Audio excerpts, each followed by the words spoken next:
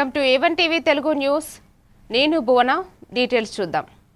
ప్రస్తుతం ప్రజలకు విద్య, వైద్య ఖర్చులు భారంగా మారాయని ఏపీ సీఎం చంద్రబాబు వ్యాఖ్యానించారు. ఎన్టీఆర్ ఆరోగ్య పథకం కింద 25 లక్షల వరకు ఉచిత వైద్యం అందజేస్తున్నామని పేర్కొన్నారు. చిత్తూరు జిల్లా పూతలపట్టు నియోజకవర్గం కండ్రగిలో జరిగిన బహిరంగ సభలో ముఖ్యమంత్రి చంద్రబాబు నాయుడు ప్రసంగించారు. సంజీవని పథకం ద్వారా 74 రకాల వైద్య పరీక్షలు ఇంటి వద్ద నుంచే నిర్వహించేలా చర్యలు తీసుకుంటున్నామని తెలిపారు. ప్రజలకు మెరుగైన వైద్య సేవలు అందించడం ప్రభుత్వ లక్ష్యమని చంద్రబాబు పేర్కొన్నారు.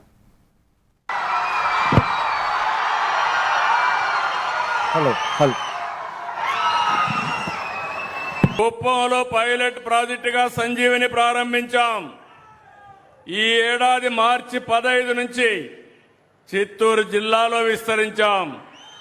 దీంతో 19,75,000 మంది ఆరోగ్యాన్ని కాపాడే బాధ్యత ఈ ప్రభుత్వానిది. ఏడాది ఆగస్టు 15 లోపు రాష్ట్ర వ్యాప్తంగా సంజీవని ప్రాజెక్టు పూర్తి స్థాయిలో అమలు చేస్తాం. సంజీవనితో సమగ్ర వైద్య సేవలు లభిస్తాయి. సంజీవని వల్ల కలిగే ప్రయోజనం గురించి ప్రతి ఒక్కరికి అవగాహన ఉండాలి. మీరు హాస్పిటల్కు పోయి వైద్య పరీక్షలు చేసుకుంటున్నారు. భవిష్యత్తులో 42 పరీక్షలు మీ గ్రామంలో మీ ఇంటి దగ్గర చేయించే బాధ్యత ఈ ప్రభుత్వానిది. హెల్త్ కార్డు మానిటరింగ్ తయారు చేస్తాం. ఇప్పుడే చూపిస్తే మా ఆడబిడ్డ చూపిస్తా ఉంది. నా ఫోన్లో పెట్టుకొని ఈ QR కోడ్ కొడితే నా ఆరోగ్య డీటెయిల్స్ అన్ని వస్తాయని ఆడబిడ్డ చూపించే పరిస్థితికి వచ్చిందంటే అది సంజీవని మహత్యమని మరొకసారి మీ అందరికీ విజ్ఞప్తి చేస్తున్నా. నేరుగా నెంబర్ ఇస్తాం, ఫోన్ చేసి మీరు మాట్లాడుకోవచ్చు. ఫైనల్ గా నా ఆలోచన ఒకటి, ప్రతి ఒక్క కుటుంబానికి ఇస్తాం. ప్రతి కుటుంబానికి ఫిజికల్ గా కూడా ఒక డాక్టర్ పెట్టి ఫ్యామిలీ డాక్టర్ని ఏర్పాటు చేసి మీ ఆరోగ్యాన్ని కాపాడుతాం. ఉండే నాలెడ్జ్ని మొత్తం మీ ఇంటి దగ్గరికే తీసుకొచ్చి ప్రతి ఒక్కరిలో అవేర్నెస్ కల్పించి. యాదగిరిగుట్టలో సీఎం రేవంత్ రెడ్డి లక్ష్మీనరసింహస్వామిని దర్శించుకున్నారు. అనంతరం 100 కోట్లతో అభివృద్ధి పనులకు ముఖ్యమంత్రి శంకుస్థాపన చేశారు. 43.80 కోట్లతో నిర్మించనున్న వేద పాఠశాలకు రేవంత్ శంకుస్థాపన చేశారు. కంచి కామకోటి పీఠాధిపతి విజయేంద్ర సరస్వతితో కలిసి వేద పాఠశాలకు భూమి పూజ చేశారు. అనంతరం 9.87 కోట్లతో కొండపై స్వామివారి నిత్య కళ్యాణ మండపం నిర్మాణానికి 1.41 కోట్లతో వైకుంఠ ద్వారం నుంచి కొండపైకి వెళ్లే మెట్ల మార్గంపై కప్పు నిర్మాణానికి 1.35 కోట్లతో నిర్మించనున్న రథశాల వైపు మాడ వీధులకు మెట్ల నిర్మాణానికి 43.12 కోట్లతో డార్మటరీ హాల్స్, దీక్షపరులు సదన్ నిర్మాణానికి ముఖ్యమంత్రి శంకుస్థాపన చేశారు.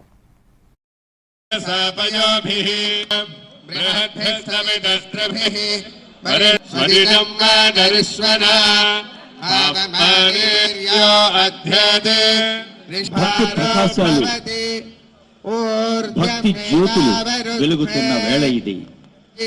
అటు కాళేశ్వర మహాక్షేత్రంలో సరస్వతి అంత్యపుష్కరాలు యాదగిరి లక్ష్మీ నరసింహుని దివ్య వీక్షణాల సాక్షిగా తెలంగాణ అనుగ్రహం అవలంబ్య తేషాం పర్యవేక్షణేన దేవాలయ నగరీయాం వేద ఆగమాది సకల వేద పాఠశాల శిలాన్యాస ప్రయుక్త శ్రీ దేవో బృహస్పతి ధ్రువంత ఇంద్రశ్చాగ్నిశ్చ రాష్ట్రం ధారయతా ధ్రువం స్థాపన ముహూర్త శుభముహూర్త. ఈ దేవస్థానాన్ని అంతర్జాతీయ ఆధ్యాత్మిక కేంద్రంగా మలసాలని భక్తులకు వర్యులు శిలాన్యాసము, భూమి పూజ. భువనగిరి జిల్లా యాదగిరిగుట్ట శ్రీ లక్ష్మీనరసింహస్వామి వారిని ముఖ్యమంత్రి రేవంత్ రెడ్డి దర్శించుకున్నారు. ఆయనకు ఆలయ మర్యాదలతో వేద పండితులు, అధికారులు ఘన స్వాగతం పలికారు. శ్రీ లక్ష్మీనరసింహస్వామికి ఆయన ప్రత్యేక పూజలు చేశారు. అనంతరం వేద పండితులు సీఎంకు మంత్రులకు వేద ఆశీర్వచనాలు అందించి సత్కరించారు.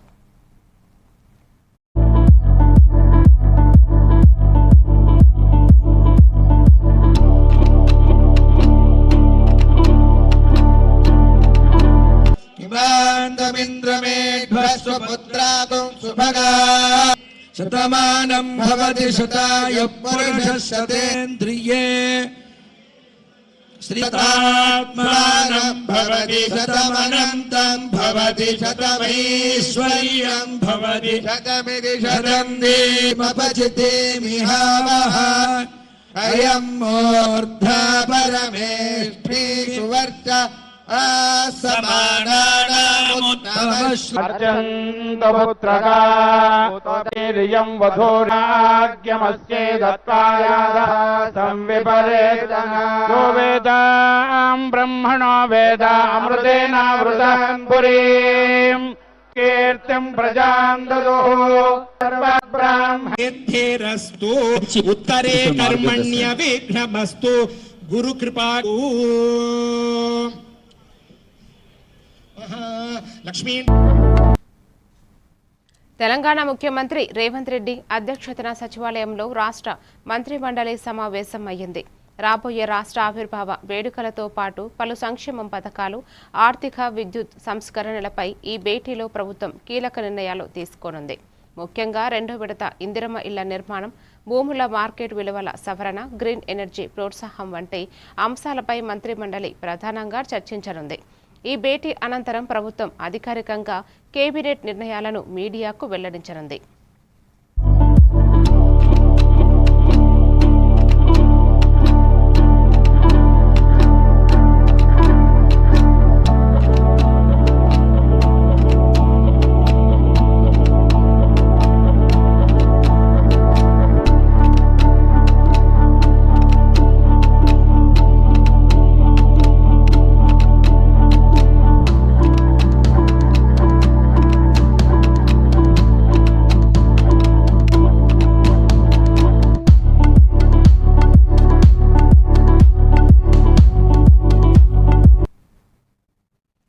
సెంట్రింగ్ కార్మికుల సమస్యలు పరిష్కరించడంలో సీఎం రేవంత్ రెడ్డి సర్కార్ విఫలమైందని టీఆర్ఎస్ వ్యవస్థాపక అధ్యక్షురాలు కవిత విమర్శించారు. సెంట్రింగ్ కార్మికులకు తాము అండగా ఉంటామని భరోసా కల్పించారు. ఇందిరా పార్క్ వద్ద జరుగుతున్న గ్రేటర్ హైదరాబాద్ సెంట్రింగ్ గుత్తేదారుల అసోసియేషన్ మహాధర్నాకు కవిత మద్దతు ప్రకటించారు. 2 రోజుల్లో సెంట్రింగ్ కార్మికుల నాయకులతో సీఎం రేవంత్ రెడ్డి చర్చించాలని కవిత డిమాండ్ చేశారు. వారి సమస్యలు పరిష్కరించకపోతే 2 రోజుల తర్వాత తానే స్వయంగా ధర్నాలో కూర్చుంటానని స్పష్టం చేశారు. సెంట్రింగ్ కార్మికుల డిమాండ్లను గొంతెమ్మ కోరికలు కావని, న్యాయమైనవేనని చెప్పుకొచ్చారు. ముఖ్యమంత్రి గారికి ఒకటే ఒక హెచ్చరిక చేస్తా ఉన్నాం. ఇక్కడ నుంచి ఇవాళ ఇక్కడ వచ్చిన వాళ్ళు మొత్తం జిహెచ్ఎంసీలో 86 ఏరియాల నుంచి కాంట్రాక్టర్లు, వారి దగ్గర పనిచేసేటటువంటి స్టాఫ్, లేబర్స్ అంతా కూడా వచ్చి ఉన్నారు.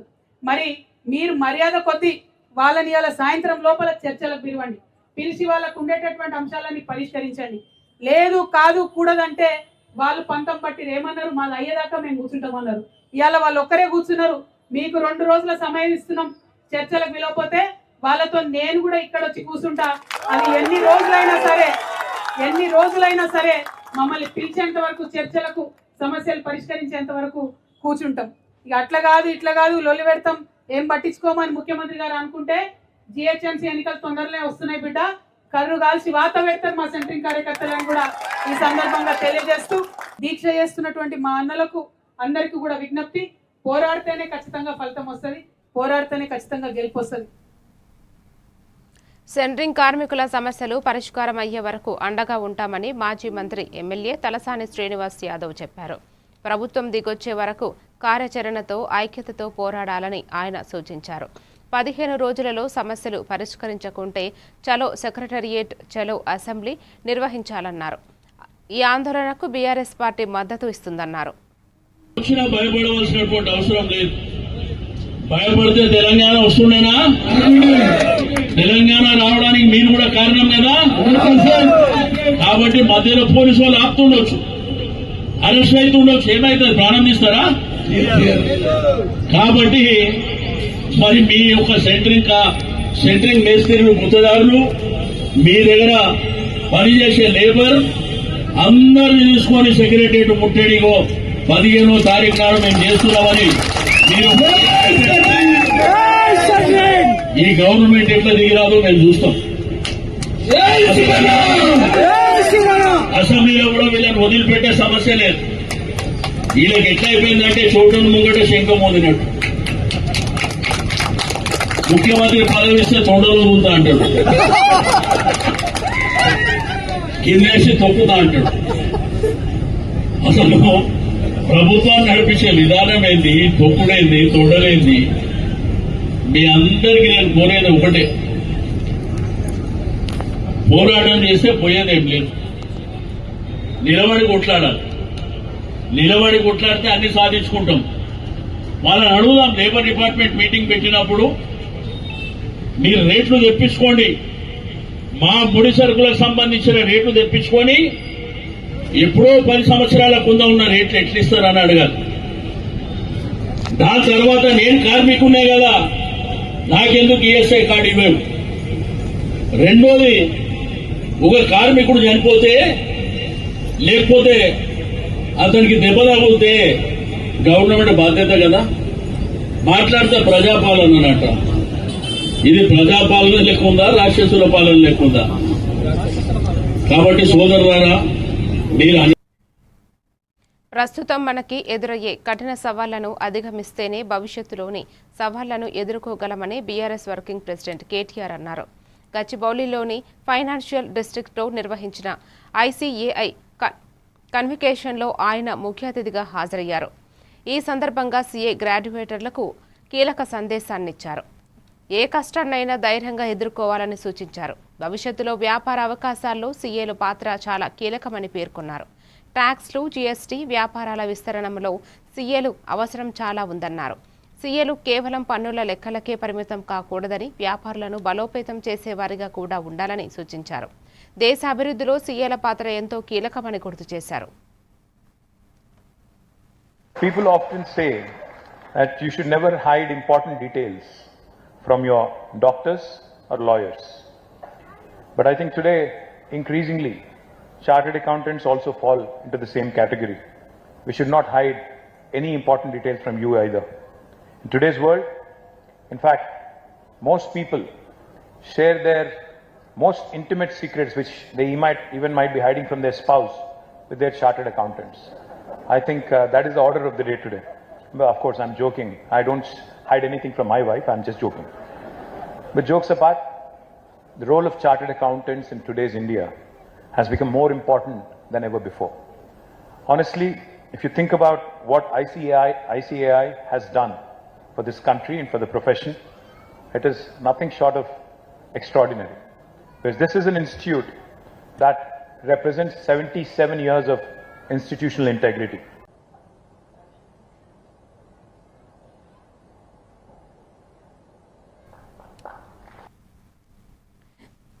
భగవంతుడి పేరుతో బీజేపీ ఓట్లు అడుగుతూ మతం పేరుతో సీట్లు గెలిచి అధికారం కాపాడుకుంటోందని కాంగ్రెస్ మాజీ ఎమ్మెల్యే జగ్గారెడ్డి బీజేపీపై విమర్శలు గుప్పించారు. ఈ దేశ ప్రజలకు అంబేద్కర్ ఇచ్చిన రాజ్యాంగమే రక్షణ కవచం అని, ఏ కవచాన్ని తొలగించాలని బీజేపీ చూస్తోందని ఆరోపించారు. గాంధీ భవన్లో మీడియాతో మాట్లాడిన ఆయన రాజ్యాంగంపై బీజేపీ చేస్తున్న కుట్రనే రాహుల్ గాంధీ ప్రశ్నిస్తున్నారు. క్యాబినెట్లో అంబేద్కర్ రాజ్యాంగాన్ని, దేశ ప్రజల హక్కులు, ప్రశాంతంగా నిద్రపోయే హక్కులు కాపాడే దాంట్లో ఈ రాజ్యాంగం ఏదైతే ఉందో సంవిధాన్ బచావ్, అందుకే రాహుల్ గాంధీ గారు సంవిధాన్ బచావ్ అని వారు ఏదైతే వారు ఏ రాష్ట్రంలో పర్యటించినా, ఎక్కడ ఏ మీటింగ్లో పోయినా ప్రజలు జాగ్రత్తగా ఉండండి, డాక్టర్ అంబేద్కర్ రాజ్యాంగాన్ని కాపాడుకుంటేనే దేశ ప్రజలు భద్రంగా ఉంటారు అని రాహుల్ గాంధీ గారు చాలా సీరియస్గా చేస్తున్న, దేశ ప్రజల కోసం మేలు జరగాలని ప్రయత్నం చేస్తుందని దేశ ప్రజలు గమనించుకుండాలనేది ఒక దాని మీదనే ప్రెస్ మీట్ యాక్చువల్గా స్టార్ట్ అయ్యింది ఆల్రెడీ. నేను 3 రావడానికి నేను చెప్తున్నా, స్టార్ట్ అయింది ఆల్రెడీ. నేను 3 రావడానికి నేను చెప్పుకుంటున్నా మీకు. దానికి తోడు ఏంటంటే నేను ఏదైతే అనుకున్నానో అదంతా పేపర్ మీద పెట్టినా చదువుతా అంతా ఇంత, ఎందుకంటే దాదాపు చాలా పేజీలు ఉన్నాయి. ఇది చెప్పాలంటే లేట్ అవుతుంది, చదువుకుంటూ వెళ్ళిపోతా. అంతకుముందు జస్ట్ ఇట్లా కొన్ని విషయాలు మీకు చెప్తున్నాను. లేదే ఎవరి పనులు చేసుకోమని చెప్పంతే, అంతే. నా పని నేను చేసుకుంటున్నా, ఎవరి పనులు చేసుకోమని. అంటే రాజ్యాంగము, అంబేద్కర్ రాజ్యాంగము దేశ ప్రజలకు ఒక కవచం లాంటిది. మీరు చరిత్రలో పోతే కవచం అంటే ఆ రోజు మహాభారతంలో కర్ణుడికి కవచం ఉన్నంత కాలం అతని ప్రాణహాని లేదు. విన్నారా? కర్ణుడికి క్యాబినెట్లో అంబేద్కర్ రాజ్యాంగాన్ని దేశ ప్రజల రాష్ట్ర ప్రభుత్వం పెండింగులో ఉన్న ఫీజు రీయింబర్స్మెంట్, స్కాలర్షిప్ బకాయిలను వెంటనే విడుదల చేయాలని బీసీ సంక్షేమం సంఘం జాతీయ అధ్యక్షుడు, రాజ్యసభ సభ్యులు ఆర్ కృష్ణయ్య డిమాండ్ చేశారు. సుప్రీంకోర్టు తీర్పు చారిత్రాత్మకమని పేర్కొంటూ ఏర్పాటు చేసిన బీసీ సభలో ఫీజు రీయింబర్స్మెంట్ అంశం ప్రస్తావనకు వచ్చింది. ప్రభుత్వం నిర్లక్ష్యం వీడి విద్యార్థుల భవిష్యత్తును దృష్టిలో పెట్టుకుని వెంటనే బకాయిలను విడుదల చేయాలని, న్యాయం చేయాలని పిలుపు నేతలు కోరారు.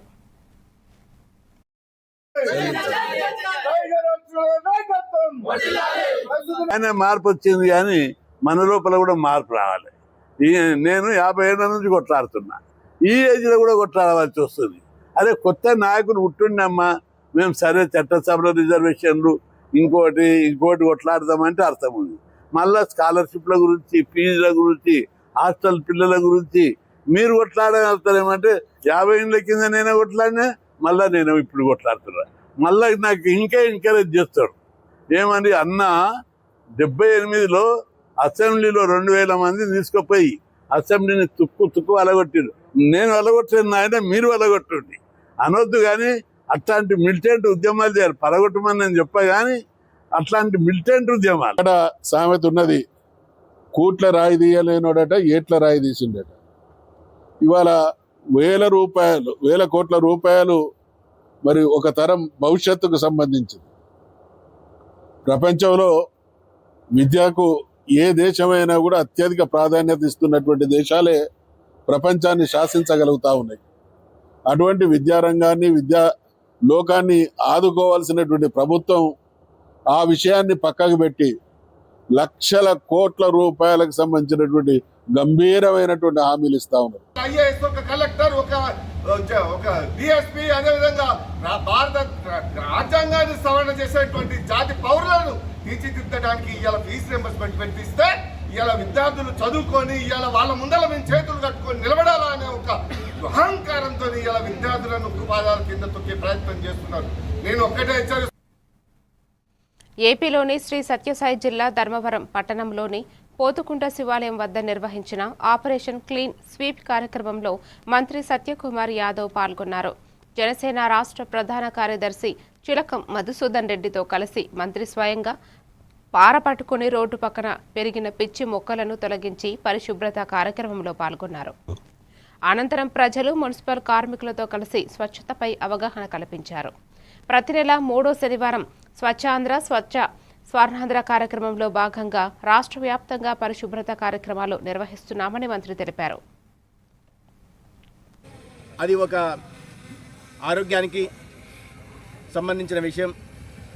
అదేవిధంగా ఒక ఆర్థిక సంస్కరణలు కూడా మనం భావించాల్సి ఉంది. ఈ దేశ ప్రధాని నరేంద్ర మోడీ గారు ఏ కార్యక్రమమైనా ప్రజల భాగస్వామ్యం లేకుంటే విజయవంతం కాదనే భావనతో ఇవాళ ప్రజల్ని భాగస్వాములు చేస్తూ ఒక స్వచ్ఛ భారత్ నిర్మించే దిశగా ప్రయత్నాలు జరుగుతున్నాయి. దాంట్లో భాగంగా అన్ని ప్రాంతాలను స్వచ్ఛంగా ఉంచడం ఒక భాగమైతే దాదాపు 12 కోట్ల వ్యక్తిగత మరుగుదొడ్లను నిర్మించి అక్క చెల్లెళ్ళ ఆత్మగౌరవాన్ని నిలబెట్టే ప్రయత్నం చేశారు. నేను ఆర్థిక సంస్కరణను కూడా అన్నాను. ఎందుకన్నానంటే వరల్డ్ బ్యాంక్ నివేదిక ఇది ఆత్మగౌరవానికి, ఆరోగ్యానికి సంబంధించిన విషయం కూడా ఎందుకన్నానంటే గ్రామీణ ప్రాంతాల్లో ప్రధానంగా మహిళలు, అక్క చెల్లెళ్ళు బహిర్భూమికి వెళ్లాల్సి వస్తే సూర్యోదయం ముందో సూర్యాస్తం తర్వాత వెళ్లాల్సిన దౌర్భాగ్యగత పరిస్థితులు ఉంటే వాళ్ళ వ్యక్తిగత మరుగుదొడ్ల నిర్మాణం కారణంగా ఆత్మగౌరవంతో జీవించే పరిస్థితి మనం చూస్తున్నాం. హైదరాబాద్ మాసఫ్ ట్యాంకు దగ్గర కారు దాడికి గురైన న్యాయవాది కాజా మొయినుద్దీన్ మృతి చెందారు. నిందితులు కారుతో ఢీకొట్టి పరారైన అనంతరం కుటుంబం సభ్యులు ఆయన్ని ఓ ప్రైవేటు ఆసుపత్రిలో చేర్పించారు. కాగా తీవ్ర గాయాల పాలైన మొయినుద్దీన్ చికిత్స పొందుతూ మరణించారు. ఈ ఘటనపై హిట్ అండ్ రన్ కేసు నమోదు చేయగా తరువాత హత్య కేసుగా మార్చారు. సీసీటీవీ ఫుటేజ్ ఆధారంగా నాంపల్లి పోలీసులు కారు నంబర్ ట్రేస్ చేస్తున్నారు. భూ వివాదాల కారణంగానే నిందితులు మొయినుద్దీన్ను హత్య చేసినట్టు పోలీసులు అనుమానిస్తున్నారు. మరోవైపు మొయినుద్దీన్ వక్ఫ్ బోర్డు భూముల రక్షణ కోసం సైతం పోరాడుతున్నట్టు తెలుస్తోంది.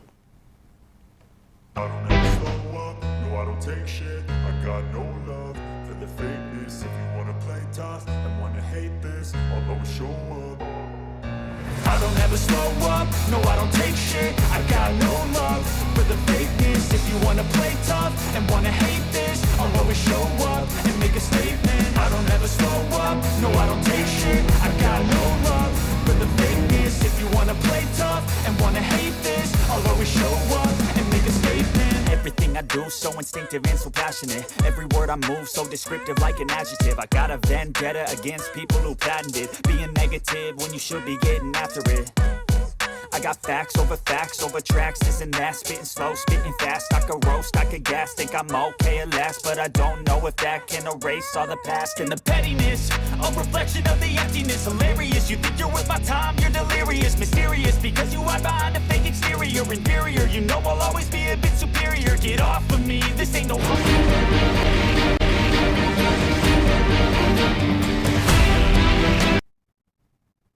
దేశంలోనే తొలి ఏఐ ఆధారిత ఫిర్యాదు రికార్డర్ ఏఐ కాప్రైటర్ యాప్ను హైదరాబాద్ సిపి సజ్జనార్ ఆవిష్కరించారు. దీని ద్వారా 10కి పైగా భాషల్లో ఫిర్యాదులు నమోదు చేసే అవకాశం ఉందన్నారు. టెస్ట్గా మార్చి అనువదించవచ్చని చెప్పారు. తొలుత హైదరాబాద్ పరిధిలోని 80కి పైగా పోలీస్ స్టేషన్లో ఈ యాప్ను అందుబాటులోకి తీసుకురానున్నారు. ఎఫ్ఐఆర్ ప్రక్రియను వేగంగా ఖచ్చితత్వంతో పూర్తి చేసేందుకు ఈ యాప్ దోహదపడుతుందని సజ్జనార్ పేర్కొన్నారు.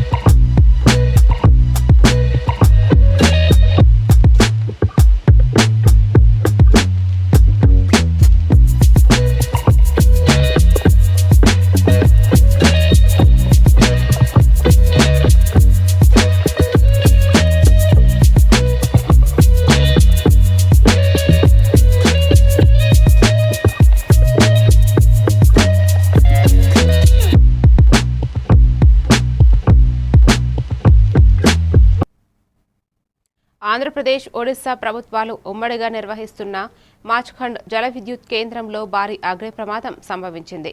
పవర్ స్టేషన్ను సాంకేతిక కారణాలతో అత్యవసరం షట్డౌన్ చేసిన వెంటనే ఒక్కసారిగా మంటలు చెలరేగడం తీవ్ర కలకలం రేపింది. మరోవైపు ఈ జల విద్యుత్ కేంద్రం కొండల మధ్య మారుమూల ప్రాంతంలో ఉండటం వల్ల అగ్నిమాపక సిబ్బంది ఘటనా స్థలానికి చేరుకునేందుకు సమయం పడ్డే అవకాశం ఉందని అధికారులు భావిస్తున్నారు. ఈ ప్రమాదానికి సంబంధించిన పూర్తి వివరాలు అందుబాటులోకి రావాల్సి ఉంది.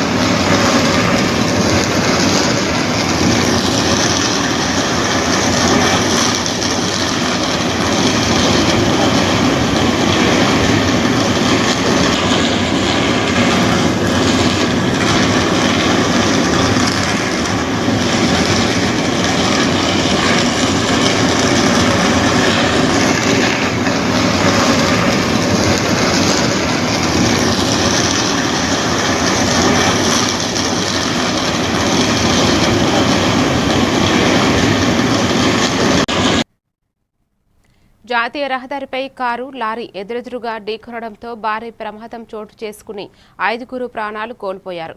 ఈ విషాదం సంఘటన కర్ణాటకలో చోటు చేసుకుంది. లాట్లాపూర్ సమీపంలో వేగంగా ప్రయాణిస్తున్న ఒక క్రూజర్ వాహనం ఎదురుగా వస్తున్న లారీని ముఖాముఖి బలంగా ఢీకొట్టింది. ప్రమాదం జరిగిన వేగానికి క్రూజర్ ముందు భాగం పూర్తిగా ధ్వంసమైంది. ఈ ఘోర ఘటనలో ఒకే కుటుంబానికి చెందిన 5 వ్యక్తులు వాహనం లోపలే ఇరుక్కుపోయి అక్కడికక్కడే దుర్మరణం పాలయ్యారు. మృతులను క్యాష్వార్, హుస్సేన్ షా, మహబూబ్ అలీ, రసూల్ బి, ఫాతిమా అలీలుగా పోలీసులు గుర్తించారు. ప్రమాదంపై సమాచారం అందుకున్న వెంటనే స్థానిక పోలీసులు ఘటనా స్థలానికి చేరుకుని సహాయక చర్యలు చేపట్టారు.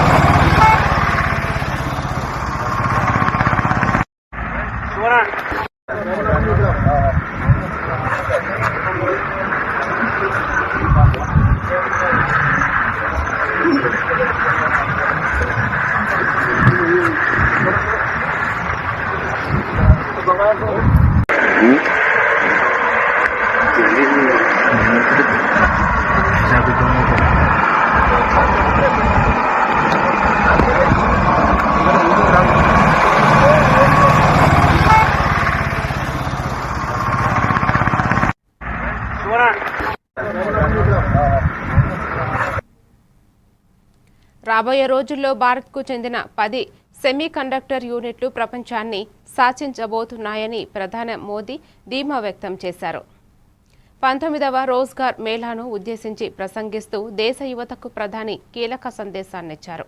2047 నాటికి వికసిత్ భారత్ నిర్మాణమే లక్ష్యంగా దేశంలోని ప్రతి భారతీయుడు ఒక గొప్ప సంకల్పంతో ముందుకు సాగుతున్నాడని ఆయన స్పష్టం చేశారు.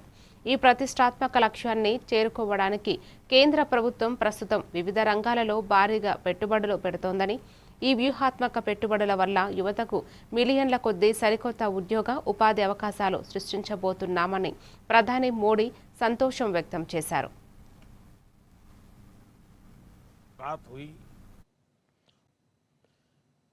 कहने को तो ये सिर्फ 5 देशों की यात्रा थी, लेकिन इस दौरान मेरी दर्जनों देशों की बड़ी बड़ी कंपनियों के लीडर से बातें हुई, विस्तार से चर्चा हुई, मुलाकात हुई और हर जगह मैंने एक बात समान रूप से महसूस की है।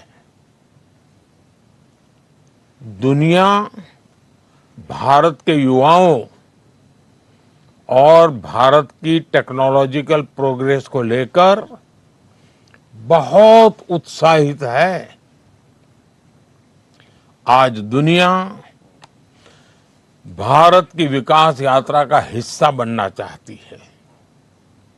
भारत भी दुनिया के अलग अलग देशों के साथ पार्टनरशिप कर रहा है। इसका उद्देश्य यही है कि भारत के युवाओं को अवसर मिले, रोजगार मिले, उनका सामर्थ्य खिल उठे। साथ साथ मैं चाहता हूं मेरे देश के नौजवानों को ग्लोबल